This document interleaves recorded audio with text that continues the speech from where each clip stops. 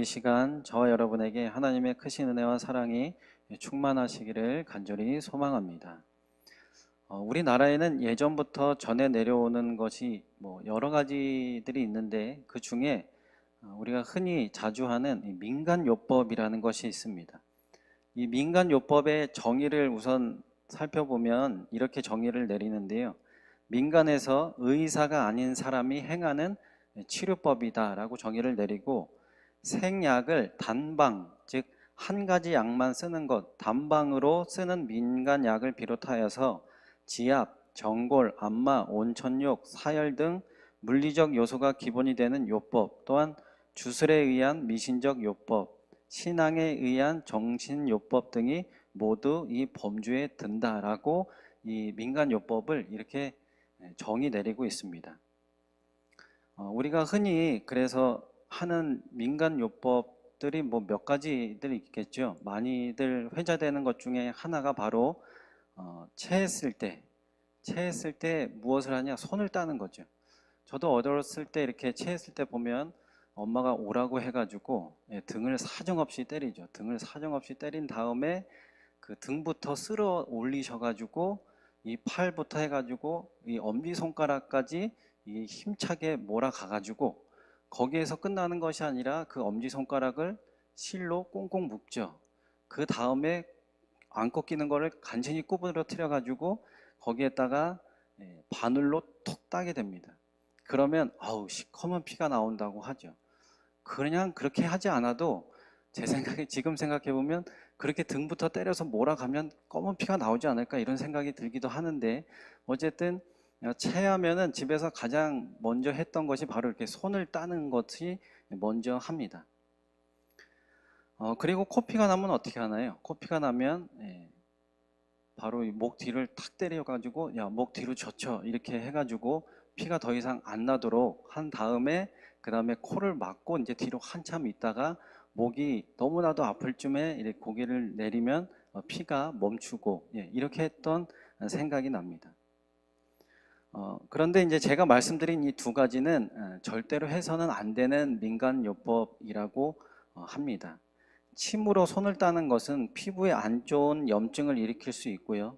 또한 체한 것은 단순히 이 소화기 질환으로 체한 것만이 아니라 심혈관 질환이나 기타 장기의 문제로 발생할 수도 있기 때문에 이렇게 집안에서 바늘로 손을 따는 것은 좀 금물이고, 되도록이면 전문의에게 가서 아니면 병원에 가서 진료를 받고 조치를 받는 것이 좋다고 합니다.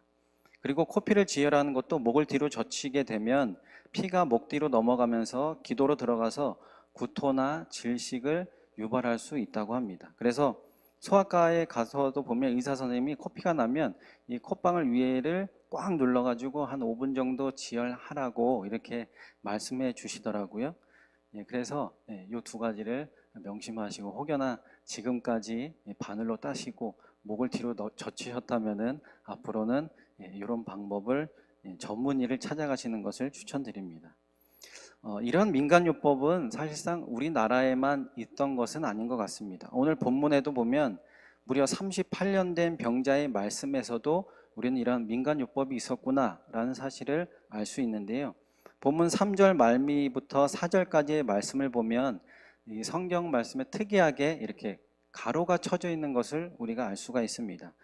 그 말씀을 읽어보면 물이 움직임을 기다리니 이는 천사가 가끔 못이 내려와 물을 움직이게 하는데 움직인 후에 먼저 들어가는 자는 어떤 병에 걸렸든지 낫게 되밀어라 라고 하면서 저렇게 대가로가 치어져 있죠.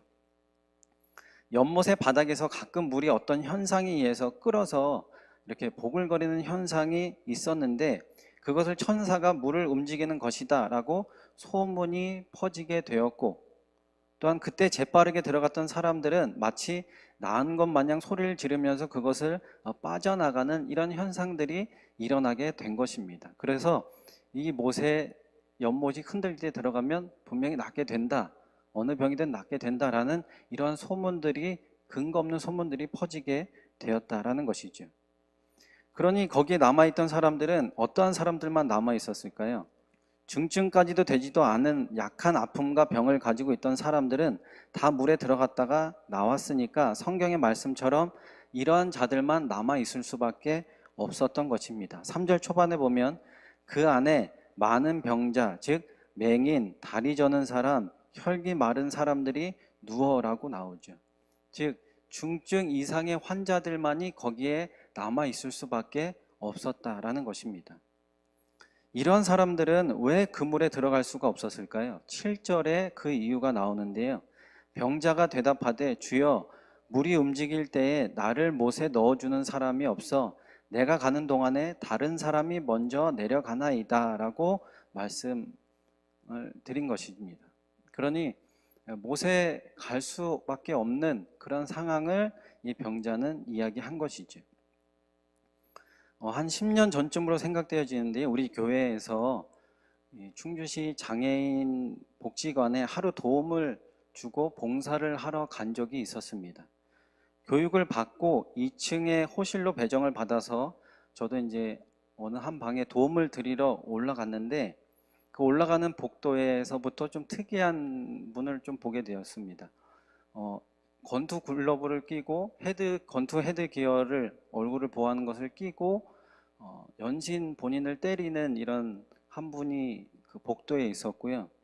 그리고 방에 들어가 보니까 뇌수막염이라고 해서 그 걸린 분이 머리가 일반 저의 한 2배 되는 머리를 가지시고 이렇게 가만히 바닥만 쳐다보고 계신 분이 계셨고, 그리고 선천적 장애를 안고 태어나신 분도 계셨고, 후천적으로 태어나서 교통사고를 당했다든지 아니면은 예전에는 어렸을 때 열이 나면 더 뜨겁게 해가지고 그것을 식혀야 된다 뭐 이런 논리가 있었나 봐요. 그래서 아이가 열이 나는데 두꺼운 이불을 막 덮어서 나중에 이 아이가 잘못된 거죠. 그래서 장애를 안고 그 장애인 복지관에 들어왔던 이런 분들이 그 방에 계셨습니다. 처음엔 들어가서 이걸 어디부터 어떻게 도와드려야 될까라고 참으로 고민 많이 했는데 그 안에 또 복지사분들이 계셔서 그분들이 해드리는 것을 제가 옆에서만 조금씩 이렇게 도와드렸는데 그것을 마치고 이제 밑으로 점심을 먹으러 내려가는데 사실상 이 점심이 목으로 넘어가지 않더라고요. 하나님은 왜 저렇게 힘든 분들이 다 계시는데 그냥 저런 분들을 그냥 내버려 두실까라는 물음이 떠나지 않았었습니다. 그러다가 결론 내린 것은 우리가 빚진 자로서의 삶을 살아가야 되겠구나라는 것으로 결론을 내렸습니다.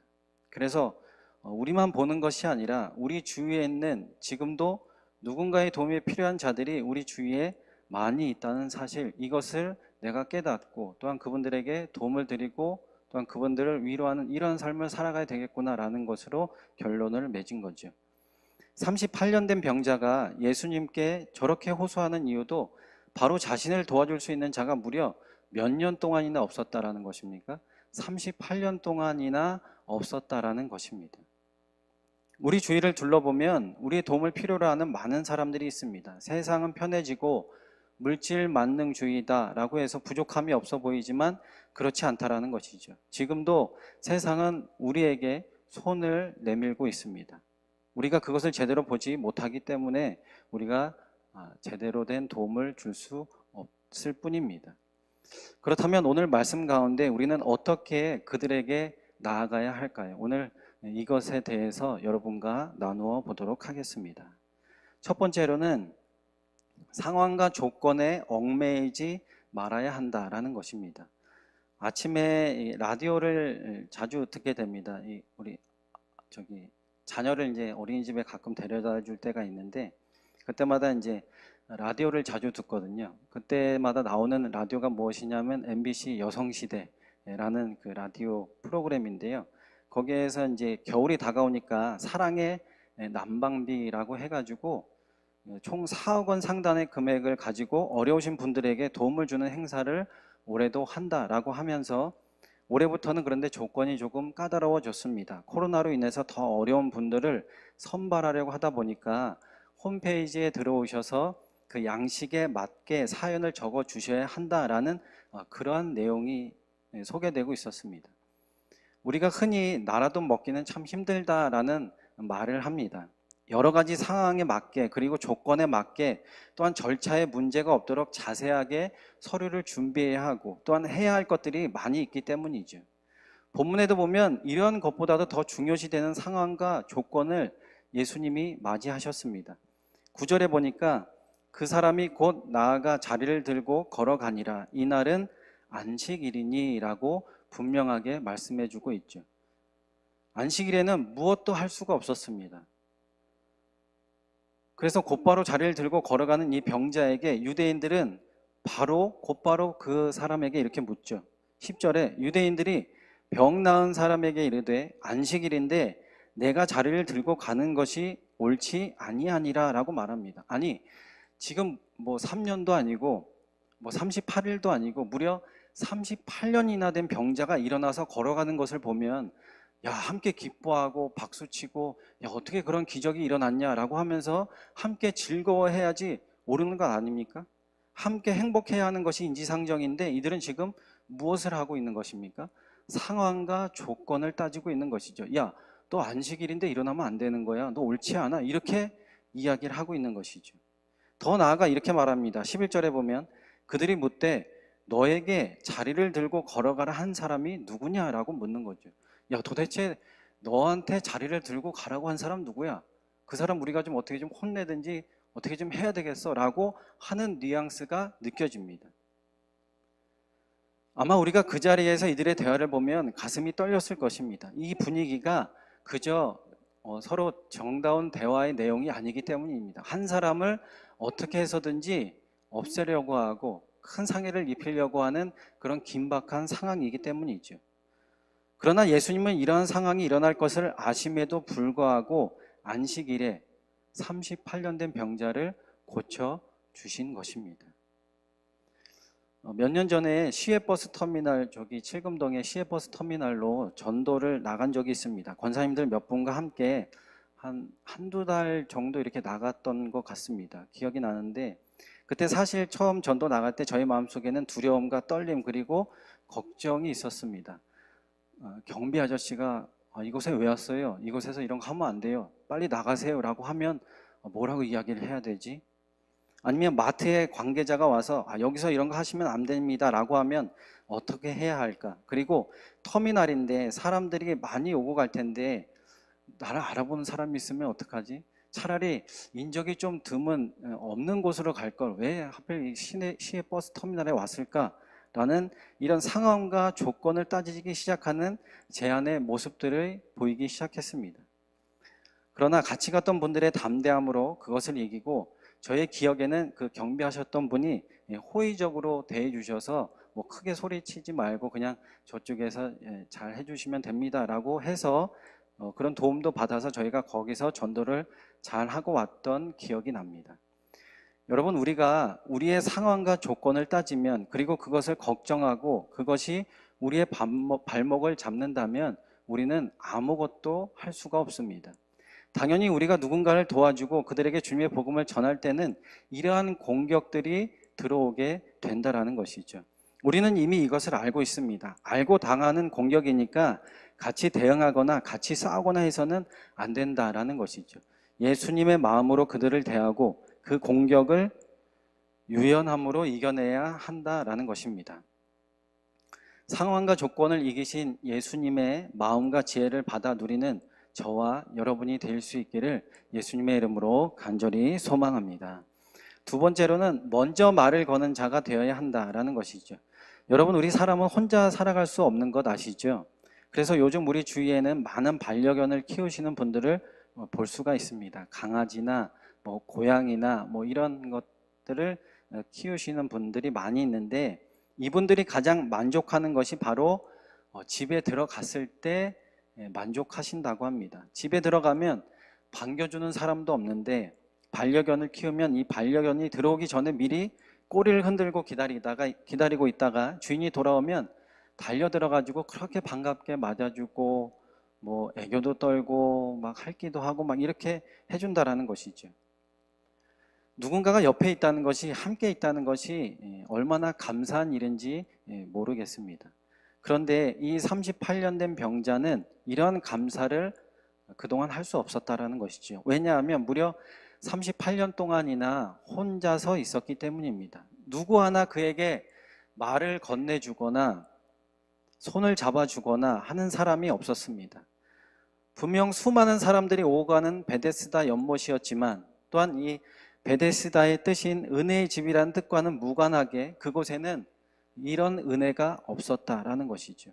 오직 연못에 물이 흔들리기만을 간절히 바라면서 눈치 싸움으로 기싸움만 하는 그런 흘러넘침이 가득한 곳이 바로 이 베데스다 연못이었다라는 것입니다. 지금 이 시대도 베데스다와 별반 다르지 않습니다. 교회 안에서는 은혜가 넘칩니다. 각자의 신앙과 믿음은 넘치고 있지만 정작 그 은혜를 또한 그 믿음을 흘려보내지 못하고 있다라는 것이죠. 예수님은 수많은 사람 가운데 그 병자를 보고 먼저 말을 걸어주셨습니다. 6절에 보면 예수께서 그 누운 것을 보시고 병이 벌써 오래된 줄 아시고 이르시되 내가 낫고자 하느냐라고 말씀하셨죠. 이 말에 이 병자는 희망을 보았는지 모르겠습니다. 왜냐하면 자신에게 여태까지 말 한마디 걸어준 사람이 없었는데 이 사람은 누구에게 나에게 말을 걸어주는 것일까? 감동했을지도 모르겠습니다. 여러분, 세상은 우리가 지나간다고 먼저 우리에게 말을 걸어주지 않습니다. 교회 다니시는 분이시군요. 예수님 믿는 분이시군요. 예수님의 사랑을 알고 계시는 분이시군요. 하면서 세상은 먼저 우리에게 말을 걸어주지 않습니다. 우리가 먼저 말을 걸어주어야 합니다. 그리고 우리가 먼저 다가가야 한다라는 것이죠. 그리고 우리가 먼저 찾아야 한다라는 것입니다. 누군가는 우리의 음성을 간절히 기다리고 있기 때문입니다. 상황과 조건에 연연하지 말고 또한 그 상황과 조건을 뛰어넘어 먼저 말을 건네고 또한 먼저 찾아가서 주님의 소중한 복음을 증거할 수 있는 저와 여러분이 되시기를 예수님의 이름으로 간절히 소망합니다. 세 번째로는 일어나 걸어라를 선포해야 한다라는 것이죠. 이 38년간 병든 병자에게 예수님께서 하신 말씀은 무엇이었을까요? 참 딱하네. 어쩌다가 이렇게 아프게 된 거예요? 아니, 그래 사람들도 무심하지. 그래 어떻게 당신 같은 사람에게 말 한마디 걸어주지도 않고 손을 한 번도 안 잡아줬다라는 것입니까? 라고 하면서 이 사람의 사정과 이런 형편을 예수님께서는 묻지 않으셨습니다. 사실 이 사정을 물을 이유가 없습니다. 왜냐하면 이미 형상만으로도, 외형만으로도 이 사람이 얼마나 아픈지를 가늠할 수가 있었고 또한 전능하신 예수님이 얼마나 아팠는지를 미리 알고 계셨기 때문입니다. 그래서 팩트만 딱 집어서 이렇게 말씀하신 것이죠. 6절에 예수께서 그 누운 것을 보시고 병이 벌써 오래된 줄 아시고 이르시되 내가 낫고자 하느냐라고 말씀하신 것입니다. 이것보다 더 정확한 질문이 어디 있겠습니까?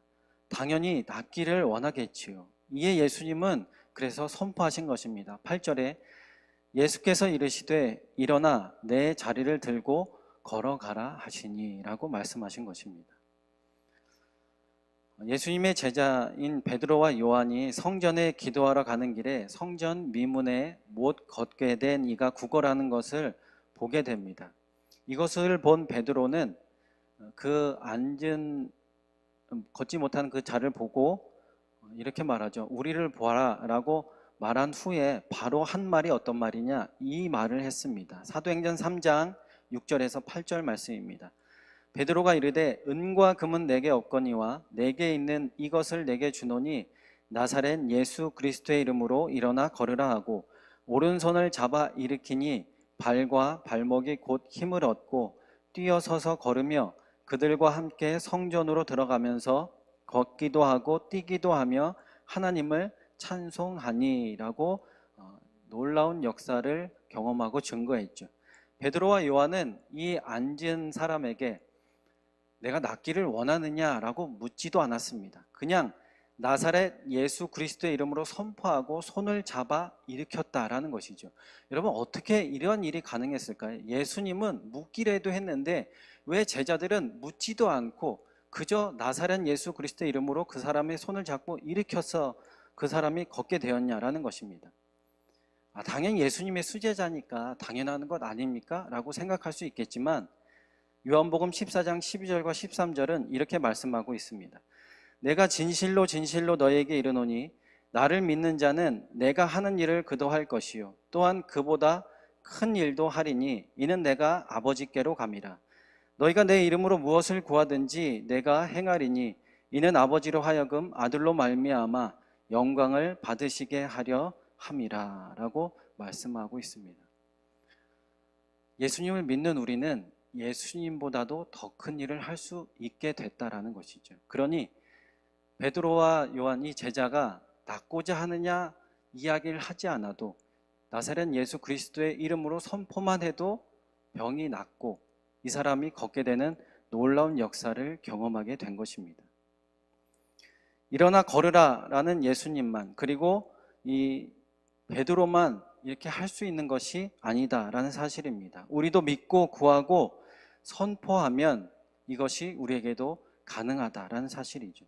예수님의 이름으로 복음을 선포하고 예수님의 이름으로 사랑을 선포하고 예수님의 이름으로 섬김을 선포하면 그 다음은 주님이 역사하시는 것입니다.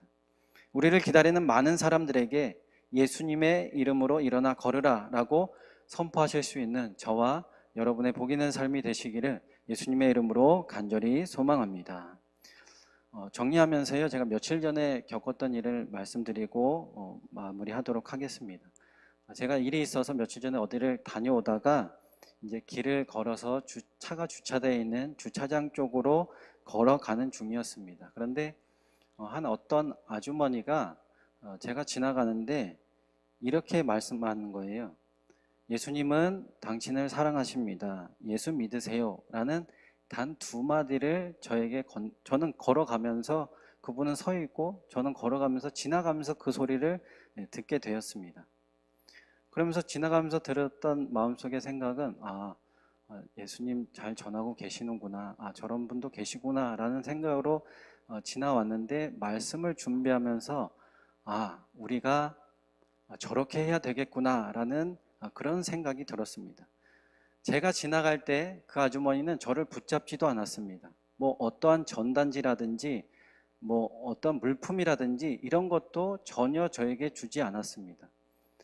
코로나라는 시대 가운데 이 상황과 이 조건에 그분은 얽매이지 않고 어느 거리에 나와서 사람이 많이 지나가는 곳에 먼저 서 계셨고 그리고 사람들이 그 사람이 그냥 평범한 사람이니까 아무 말도 걸지 않았겠죠. 그러나 그분은 먼저 말을 걸었습니다. 예수님은 당신을 사랑하십니다.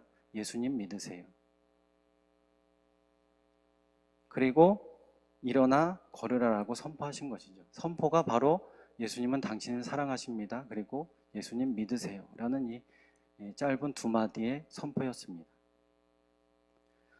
우리가 이처럼 믿음으로 선포하면 이 말은 결단코 땅에 떨어지지 않는다라고 믿습니다.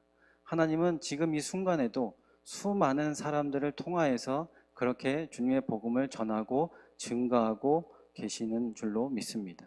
작은 씨앗들이 되어서 결국에는 이 38년 된 병자와 같이 그 복음을 들은 자들에게 들게 되는 것이고 또한 한 생명을 살리는 놀라운 역사로 이어지게 된다라는 사실입니다. 이 역사에 저와 여러분이 분명하게 쓰임받을 수 있는 그런 하나님의 자녀가 되었으면 좋겠습니다. 이 기타 여러 가지 상황과 환경과 조건에 얽매이지 마시고 먼저 나가서 말을 전하고 또한 무엇보다도 일어나 걸어라, 즉 복음을 선포하는데 우리가 온 힘을 쏟는다면 결국 하나님의 나라는 이 땅에서 실현될 것이고 또한 세상 끝날까지 또한 세상 땅 끝까지 하나님의 복음은 선포되고 증거되리라 믿습니다. 그 모든 사명에 저와 여러분이 온전히 쓰임받을 수 있는 귀한 사명자가 될 수 있기를 예수님의 이름으로 간절히 소망합니다. 기도하겠습니다. 주님, 우리의 주변에는 아직도 고통받고 힘들어하는 많은 자들이 있습니다. 그들에게 가장 필요한 것은 우리의 관심과 사랑임을 믿습니다. 우리가 눈을 들어 주위를 둘러보는 넉넉한 마음을 이 시간 우리에게 허락하여 주옵시고 그들에게 먼저 말을 걸고 복음을 선포할 수 있는 믿음을 허락하여 주시옵소서. 그리하여 본문에 38년 된 병자가 일어나 걸었던 역사가 우리에게도 일어나 기뻐 뛰며 감사하며 주님께 영광 돌리는 삶을 살아갈 수 있도록 인도하여 주시옵소서. 감사합니다. 사랑합니다. 예수님의 이름으로 기도합니다. 아멘. 우리 이 시간 함께 찬양하고 기도하길 원합니다. 가서 제자 삼으라. 가서 제자 삼으라. 나의 길을 가르치라.